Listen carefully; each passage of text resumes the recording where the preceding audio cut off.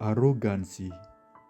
Renungan diinspirasi dari Injil Lukas bab 6 ayat 1 sampai dengan 5. Pada suatu hari Sabat, ketika Yesus berjalan melewati ladang gandum, murid-muridnya memetik bulir gandum, menggosoknya dengan tangan mereka dan memakannya. Beberapa orang Farisi berkata, "Mengapa kamu berbuat sesuatu yang tidak diperbolehkan pada hari Sabat?" Yesus menjawab mereka, "Tidakkah kamu baca apa yang dilakukan Daud ketika ia dan orang-orang yang menyertainya lapar? Bagaimana ia masuk ke dalam rumah Allah dan mengambil roti sajian, lalu memakannya dan memberikannya kepada yang menyertainya. Padahal roti itu tidak boleh dimakan kecuali oleh imam-imam saja." Kata Yesus lagi kepada mereka, "Anak manusia adalah Tuhan atas hari Sabat." Demikian sabda Tuhan. Terpujilah Kristus. Bacaan pertama maupun Injil hari ini berkaitan dengan perilaku arogansi yang cenderung timbul karena kedudukan, kekayaan, kemampuan atau pengetahuan yang lebih daripada sesama lainnya.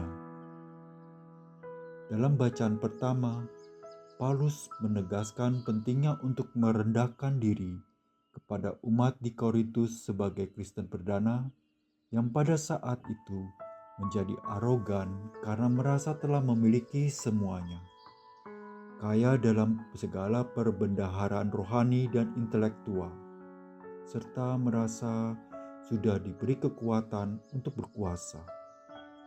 Hal ini tidak selaras dengan tujuan pelayanan yang sejati dan murni.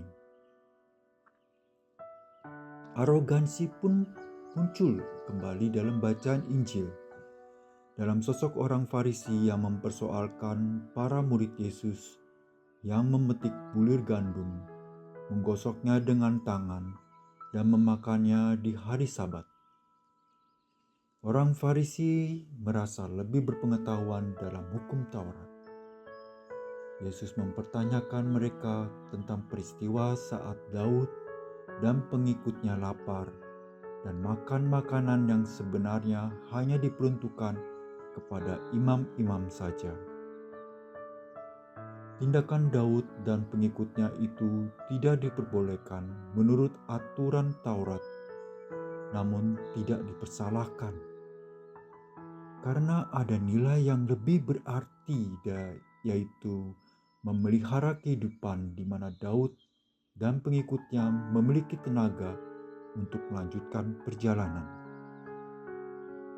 Yesus sebagai Tuhan atas hari Sabat yang sebenarnya lebih berhak untuk menghukum, namun lebih bijak daripada orang Farisi yang merasa tahu semua hukum Taurat, namun ternyata lupa akan kisah pelanggaran Daud. Saya teringat perintah untuk mencintai Tuhan Allah dan juga sesama manusia.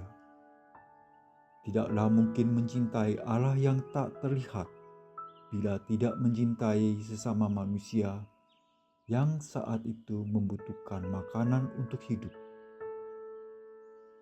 Banyak pribadi menjadi arogan tanpa disadari pada zaman ini, apalagi bila menjabat kedudukan dalam organisasi, perusahaan, dan masyarakat.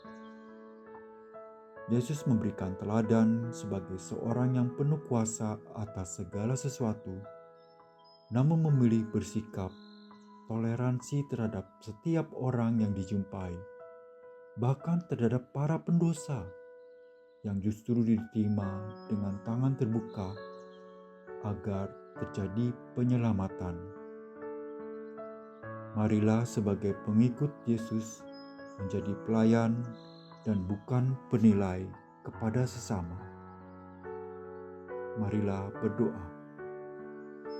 Bapa, janganlah biarkan saya merasa lebih tahu segalanya, lebih bisa segalanya, hingga merendahkan sesama, terlebih mereka yang lemah dan dalam kesusahan.